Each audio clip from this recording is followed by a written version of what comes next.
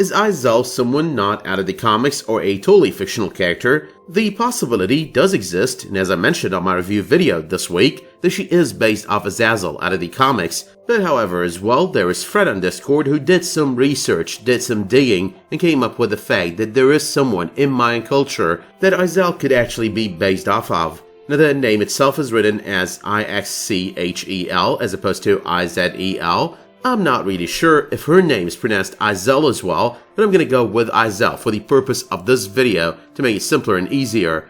But before I dig deeper though, talking that and theories for this week, welcome back guys to another one of my Agents of SHEILD Season 6 videos, and this is going to be our Week 8 Theory Update video.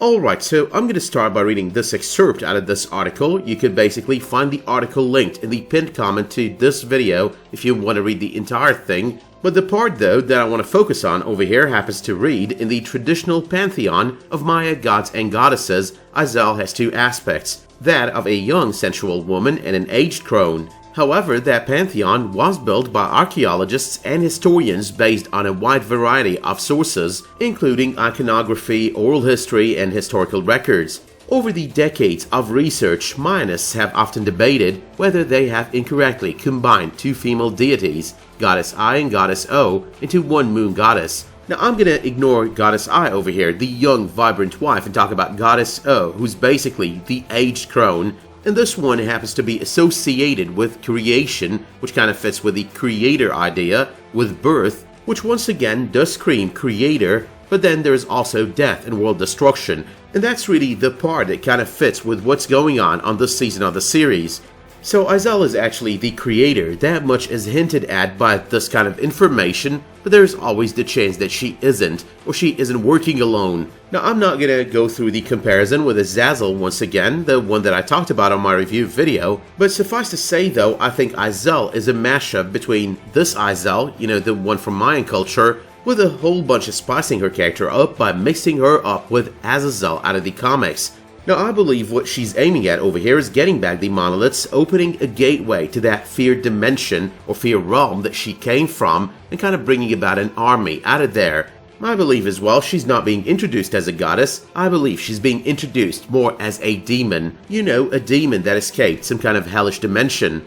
Now that will not only fit with the entire Incan mythology being involved over here or invoked on this season, but also will fit with the idea that, and as I mentioned before, we're getting a lot of demonic vibes this season. It will also fit with the idea that we might end up seeing the Ghost Rider at some point before the end of the season. While we're watching this show, we've got the showrunners who plan on surprising us at every turn, and that is exactly their MO. You know, that's what they've been doing with every season so far, the most recent ones at least. You've got Ward on Season 3, he died on Maveth, but then he came back as Hive. Then we've got Season 4, you've got the Ghost Rider arc. We expected that said is going to be a Ghost Rider season, but then Ada kind of rose up, kind of took control and started her own revolution. Once again though, no one saw the next thing coming, which was basically all about the Agents of Hydra arc. So yeah, it's always been that way, it's always led up to something surprising, and that includes Talbot on Season 5 as well, becoming Graviton. I don't think anyone thought that Talbot was going to end up being Graviton.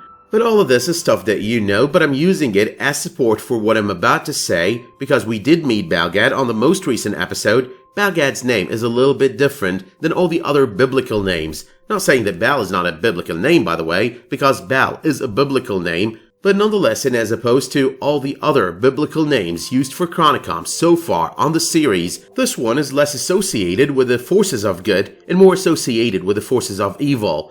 But not just that, not just that he's a false god in the Bible. Bal in the comics, on the pages of Marvel Comics that is also a false god, a demon god, known as Hadad. So everything we do know about this guy does scream villain. The only question is he working for Azazel, is he working with Azazel, or is he something completely different? The other option that we've got over here is he's not working with Azazel at all, and that would possibly make him the person that's pretty much working with Sarge, or pretty much leading Sarge.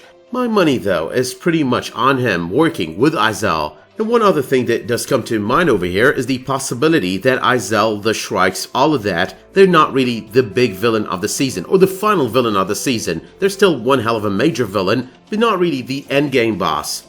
Now in this case, said endgame boss could be Malachi, could be Balgad, or could be both together. Most probably Balgad leading the entire thing into the shift that we're gonna see happen on the finale of the season, as teased on a very recent interview with the actress who portrays Jemma Simmons. But that being said though, we are now to the topic that we've got to discuss every week, which is basically, who is Sarge? Now I expect that by episode 11 we're gonna find out who Sarge is. Episode 11 is gonna be titled, From the Ashes. From the Ashes could be all about Sarge. What happened to Sarge? Who is he? Where is he from? Is he from our Earth? Is he from an alternate Earth? Is he from a completely different dimension? Like possibly a hell dimension or a fear dimension. Definitely not a fear one, but you get my point over here. And is he our Coulson or not? Now on the 8th episode, Daisy states that Coulson died, we buried him, he cannot be Coulson. But the funny thing is, they've never checked that grave to make sure that Coulson is still there. There's his deal with the Ghost Rider. We do not know the extent of that deal. I mean, we were told what the deal is on the 12th episode of the 5th season, the 100th of the series, but nonetheless, we're not really sure. I mean, Coulson kept his illness to himself, kept it as a secret, never told anyone about it until they discovered it by themselves when he collapsed in front of all of them. So there always could have been another part to that deal that he never told them about, and that deal is at play at this moment, and he's Sarge because of that. Now that's really a major possibility. The whole hell dimension is a major possibility, always a major possibility when you've got all this talk about multiple lives, demons, and all of that stuff. But why though am I persistent that Sarge is Coulson? There's number one, the persistence of Clark Gregg prior to the airing of the season on highlighting and repeatedly that this character that he plays isn't really Coulson, that it's a totally new character. Sometimes it just felt like he was too eager to convince us that he's not really Coulson. Like, okay, you need to be convinced that I'm this completely new character. That way when you get to know that I'm Coulson, you'll be completely surprised. Number two, we've got all the statements that he made to May, you know, the statements that made him sound like he is Coulson, like he's repeating all the statements that Coulson used to make to May, that Coulson used to make in general. I mean, there are some statements that we heard on last week's episode that do make him sound completely like Coulson. But I'm not going to mention every single one of those things, I'm just going to mention this little bit. Remember my butterfly theory. Now, I'm not saying that Butterfly resurrected him, that Snowflake resurrected him, but I'm saying that people turning into butterflies, her talk about people turning into butterflies when they die, that's kind of a little bit of a hint. I talked about the mutant butterfly, what she does, how she resurrects people, only they are without memories and without empathy. Once again, I'm not saying that Snowflake definitely resurrected him, but I'm thinking over here that there is the possibility that this was put right there. All the talk about butterflies in order for it to be the breadcrumb that we pick on and come to the realization that, okay, you know what, there is the possibility this guy got resurrected, no memories whatsoever. So right now, all he knows about himself is he is Sarge. Some memories might have been implanted in his head, like the loss of that family, but nonetheless, he's still our Coulson, or originally our Coulson. I know I'm kind of stubborn over here, I'm kind of stuck on that theory, but in the end, and while I might be wrong, there are a lot of hints towards the idea that this guy might be Coulson. Once again, let's not forget that we're missing a hug from Daisy to Sarge that we're going to be seeing on a future episode. And the way that the Coulson that she hugs on the Season 6 trailer is dressed kind of makes you think that's most probably Sarge. But on one final note though, I don't think they're doing a Harrison Wells scenario from The Flash because, you know, that's The Flash. That's the way that DC or the CW does things, so I don't think they're doing it on the series.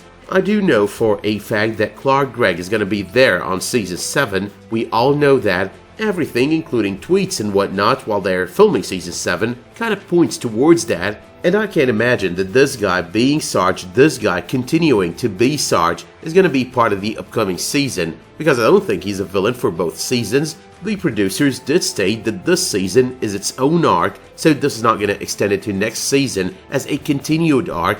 So yeah, this guy's gotta be someone else in order for him to continue being part of this series and possibly being part of this team. But having said that though, let me know in the comments down below what you thought of the most recent episode, what you think of the trailer of the upcoming episode, what you think is gonna be happening on the rest of the season. Let me know if you think Azazel is basically in league with Balgad. Let me know if you think Azazel is the major villain and the final villain of this season. And finally, let me know who you think Sarge is. As usual, don't forget to drop this video a much appreciated like if you did like its content, subscribe to this channel, and if you do go for both of these things, make sure you also enable notifications in order to get updates whenever I upload a new video, publish a new community post, or start a new live stream. But until the next time that you tune in for another one of my Agents of S.H.I.E.L.D. videos, or otherwise, thank you so much for tuning into this theory update video, and have a great day.